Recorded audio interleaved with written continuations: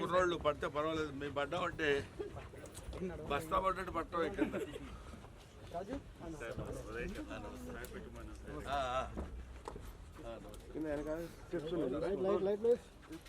చిన్నవాడు చెప్తుంటాను నాడోళ్ళు ఇంటికి సై. ఈ సినిమాలో హీరో ఎవరు? రవి.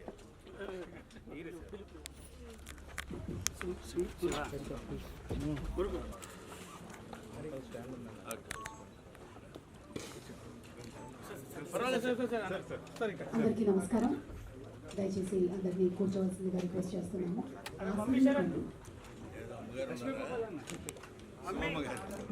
సుమమ్మ గారు గుడ్ మార్నింగ్ అండి. బాగున్నారా? చాలా బాగున్నాను. చాలా సంతోషం. మాకు కూడా చాలా సంతోషంగా ఉంది. ఈ ఆదివారం పూట అందరూ ఉత్సవం అనేటువంటి ఈ టీజర్ లాంచ్ ఈవెంట్కి విచ్చేసినందుకు చాలా సంతోషం. ముఖ్యంగా ఎం రత్నం గారికి, అలాగే బ్రహ్మానందం గారికి, సినిమా ప్రొడ్యూసర్ సురేష్ గారు ఇక్కడ కూర్చొని ఉన్నారు. సురేష్ గారు సుమా నానమ్మ. నేను ఈరోజు కూడా బెహరీన్లోనే ఉండాల్సింది. అది అంటే ఇప్పుడు బ్రహ్మానందం గారిని ఏమని పిలవాలా అని. ఓకే, ఈ రిలీజ్ డేట్ సంబంధం నాకు లేదు. ఆ రిలీజ్ డేట్ గురించిన వివరాలు మన అర్జున్ కానీ, దిలీప్ కానీ, లేకపోతే సురేష్ గారు కానీ అనౌన్స్ చేస్తారు. ఇది రచ్చరవి మధ్యలో నాకు పెట్టిన ఫిట్టింగ్.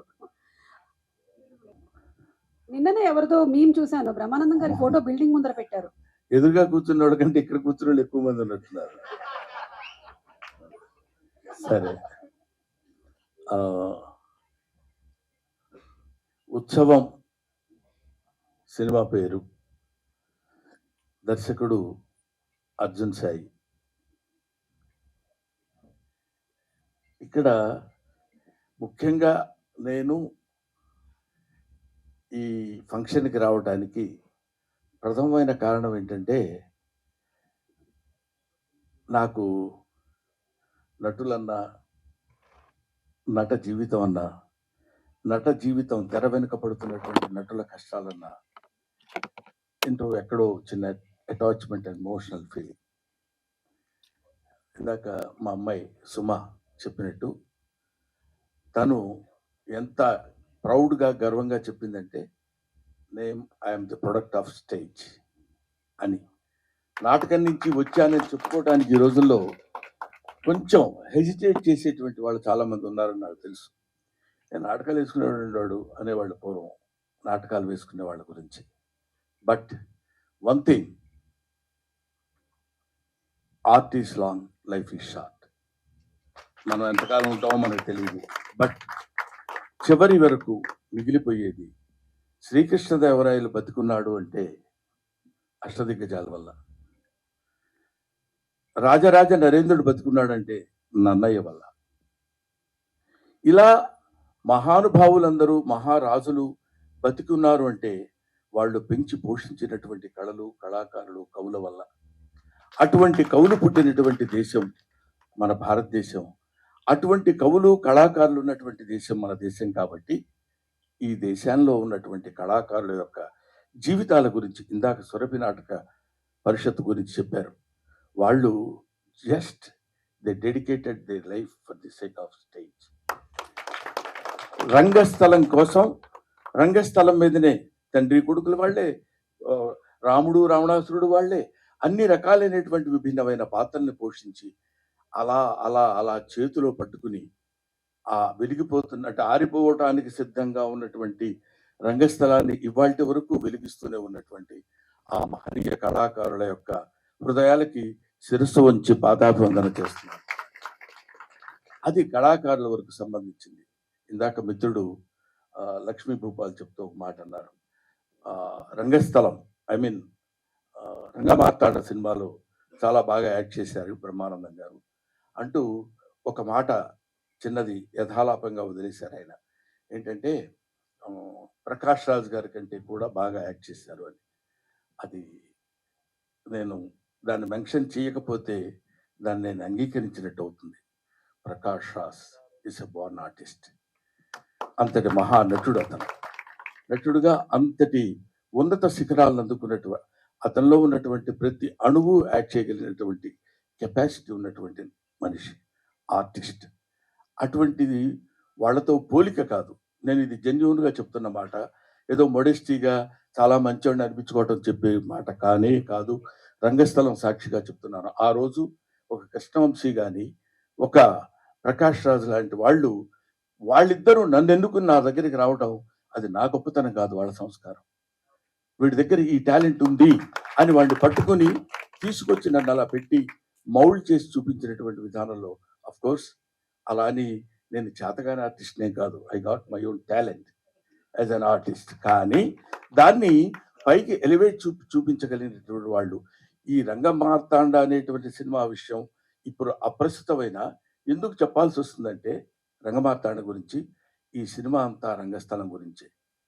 రంగస్థలంలో ఒక్కొక్కటి ఆలోచిస్తుంటే ఎంతమంది కళాకారులు మధ్యాహ్నం గబగబా ఇక్కడొక నాటకంలో ఒక వేషం వేసి మళ్ళీ 10 గంటల నుంచి బయలుదేరి ఇంకో చోటుకి వెళ్ళి ఇంకో పరిషత్తులో నాటకం వేసి అక్కడి నుంచి లారీలు పట్టుకుని వెళ్ళిపోయి నాటకాలు వేసినటువంటి ఇంతటి, ఇప్పుడు మనం స్వతంత్రం వచ్చింది ఆగస్టు 15 అనుకుంటాం. స్వతంత్రం ఎక్కడొచ్చిందంటే ఎంతో మంది త్యాగధనుల యొక్క ఒక దీన్ని సమాధి మీద నుంచి పుట్టినటువంటి అద్భుతమైన వృక్షాలు ఇవాళ మన స్వాతంత్రం. అలాగే ఈ రంగస్థలం మీద ఎంతో మంది కళాకారులు పుట్టారు పోయారు. కానీ ఈ రంగస్థలం మీద ఉన్నటువంటి కళాకారులను బతికించేటువంటి శక్తి ఒక్క కళాకారుడికి మాత్రమే ఉంది. వాళ్ళది తెలుసుకుని, ఇదిగో తమ్ముడు ఎల్బి శ్రీరామ్, ఈయన నన్ను ఎవరు చూస్తారు, ఎంత డబ్బు వస్తుంది, ఎంత ఆదాయం వస్తుంది, నేను ఏం చేయాలి, ఏం చేయకూడదు, దీనివల్ల ఉపయోగం ఏంటి అనేది లేదు. ఏదైనా చిత్తశుద్ధిగా తను నమ్మినటువంటి సిద్ధాంతాన్ని చక్కగా అమలు చేయడానికి నిరంతరం కృషి చేసేటువంటి ఒక అల్పజీవి నా తమ్ముడు. ఇవాటి వరకు ఎందుకు అట్లా ఉన్నాడంటే, అందుకే ఇప్పుడు ఈ చప్పట్లు కొడితే వినపడుతుంది. భావుడిపాటి కామేశ్వరరావు గారు చెప్తారు కీర్తిశేషుల నాటకంలో, ఆ చప్పట్లే కదరా ఆకలిగా ఉన్న కళాజీవికి పంచపక్ష ప్రమాణాలు. ఆ కళాకారు పంచపక్ష ప్రమాణాలు, ఆ చప్పట్లే కదరా కళాకారుని విర్రెత్తింపచేసే ఏకైక సంఘటన. ఆ చప్పట్ల ముందు కరిగిపోకుండా ఎలారా నిలబడటం అంటాడు.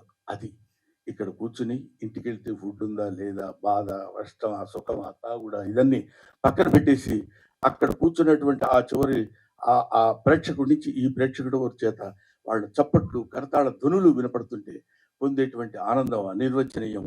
దాన్ని ఎవరు చెప్పడానికి వీల్లేదు, చేయడానికి వీల్లేదు. అంతటి మహనీయమైనటువంటి శక్తి సంపద కలిగినటువంటిది ఆర్ట్. అది ఆర్ట్. చాలా మంది ఏమనుకుంటారంటే ఆర్ట్ అంటే ఏదో కళ అని, ఫైన్ ఆర్ట్స్ అంటే లలిత కళలు అని, లలితములైన కళలు అని, అంటే ఫైన్ ఆర్ట్స్ మృదువైన కళలు అని అనుకుంటారు. కాదు, లలితా గాయత్రి యొక్క అంశ చేత పొందబడినటువంటి కళలు లలిత కళలు. ఇది అందరికీ రావు, ప్రతివాడు నటించాలంటే కుదరదు. అది కొంతమందికి మాత్రమే. మా అమ్మాయి సుమ ఉంది. సుమ ఈరోజు అదే మాట్లాడితే ఏదో మలయాళం నుంచి వచ్చింది ఎన్నో, లేకపోతే ఇంకో చోట నుంచి అని కాదు. ఏదైనా తను నమ్మినటువంటి సిద్ధాంతాన్ని అలా పట్టుకుని మైకు రూపంలో ఇంతకాలం తనేదో గొప్పగా ఉంది అని కాదు, తను చేస్తున్నటువంటి నిరంతర కృషి. వింటున్నారో లేదో తెలియదు, మాట్లాడుతున్నారో లేదో తెలియదు. తనంతట తాను మలుచుకున్నటువంటి స్వయం శిల్పి సుమ. ఇటువంటి వాళ్ళు, ఎందుకంటే ఆ అమ్మాయిలో ఇప్పుడు ఇంతవరకు నాకు తెలియదు తన స్టేజ్ ఆర్టిస్ట్ అని. ఇలా చెప్తున్నప్పుడు ఓహో ఇటువంటి వాళ్ళు కూడా ఉన్నారా, మనకు తెలియని విషయాలు ఎన్నున్నాయో కదా అని. అది అద్భుతమైనటువంటి ఇటువంటి కళాకారులందరినీ ఒక చోట చేర్చి వీళ్ళ మీద ఒక సినిమా తీయాలని అనేటువంటి ఆలోచన రావడమే నిజంగా చిన్నవాడు అర్జున్ సాయి. వారికి నేను సిన్సియర్గా బాటమ్ ఆఫ్ మై హార్ట్, నా హృదయాంతరాల నుంచి అతన్ని అభినందిస్తున్నాను. ఎందుకంటే ఇందాక రైటర్ చెప్పారు, ఇక్కడ ఇలాంటి సినిమాలు ఎన్నుకోవాలంటే దానికి కొంచెం దమ్ము కావాలి. దానికి ఇది చెప్తూనే అటాక్ చేయగలిగినటువంటి, అంటే మళ్ళీ సినిమాటిక్గా కావాల్సినటువంటివన్నీ తెలియజేయటం. ఇందాక మా ఏం రత్నమ్మ గారు చెప్పారు, ఏం రత్నం గారు అంటే ఆ రోజుల్లో ఆయన వస్తున్నా అంటే దడదళ్ళాడిపోయేవాళ్ళం. ఆయన సినిమా ఏంటంటే మన ప్రకాష్ రాజు సంకల్పం సినిమాలో ప్రకాష్ రాజ్ మొట్టమొదటిసారి ఎంట్రీ, ఆ తర్వాత నా ఎంట్రీ. అంటే ఇంచుమించు ఇద్దరము అప్పుడప్పుడే సినిమా ఇంట్రెస్ట్లోకి వచ్చిన వాళ్ళం. ప్రకాష్ రాజ్ ఆ సినిమాలో ఇంట్రడ్యూస్ చేశాడు ఆయన. అలా కనపడుతున్నాడు మామూలుడు కాదు. ఒక మాటలో చెప్పాలంటే పొట్టోళ్ళు తక్కువోళ్ళు కాదు. కాబట్టి అటువంటి అలాగా ఉన్నటువంటి వ్యక్తుల్లో వీళ్ళల్లో ఉన్నటువంటి ఒక ప్రకాష్ రాజ్ వాడితో ఉన్న జీవి వాళ్ళందరినీ పట్టుకుని ఎలా మేనేజ్ చేసుకొచ్చాడు అనేది ఊరికి అందరికి కలిపి ఇంటికి భోజనాన్ని పిలిచి భోజనం పెట్టి పంపించే లోపే గిలగిల్లాడిపోతాం. అటువంటిది ఒక సినిమా అనేటువంటి మహాయజ్ఞాన్ని దాన్ని ఈ సినిమా అంటే మీకు ఎలా ఉంటుందో మీకు తెలుసు, నాకు తెలుసు, ప్రత్యేకంగా చెప్పాల్సిన అవసరం లేదు. ఇంతమంది నటీనటులను ఒక చోట చేర్చి వాళ్ళందరి మనోభావాలు ఎలా ఉంటాయో కనుక్కోగలిగినటువంటి వాడు అర్జున్ సాయి. అలా పట్టుకుని వాళ్ళందరినీ తీసుకొచ్చి నేను ఒక్కడనే ఈ సినిమాలో బహుశా ఈ విగ్గులు లేకుండా ఉన్నాడు నేనే అనుకుంటా. న్యాచురల్ కాదు, అదేదో చెవులు ఊదాడు అర్థం కాలేదు, నేను కూడా అర్థమైనట్టు యాక్ట్ చేయాలి. అది ఈ తర్వాత సినిమా అంతా అయిపోయింది కదా, రిలీజ్ రెడీగా ఉంది కదా, మొన్న వచ్చాడు ఇంటికి. శ్రీరంగారావు గారు గెటప్ ఉందండి, అదొక్కటి గురుగారు అంటాడు.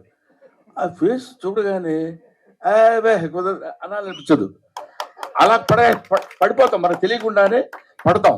అలా పడేశాడు ఇంతమంది ఆర్టిస్టుల్ని, ఇంత పెద్ద పెద్ద టెక్నీషియన్స్ అంటే మామూలు విషయం కదా. అనూప్ రూబెన్స్ కానీ, తర్వాత మన గౌతమ్ ఎవరు రసూల్ ఎల్లోరా, అవి చూస్తుంటేనే ఒక అద్భుతమైనటువంటి వాళ్ళందరినీ పట్టుకుని ఇతనైనా ఇవన్నీ చేయించింది అనే అనుమానం మనకు కలిగే విధంగా ఒక అద్భుతమైన సినిమా తీశాడు.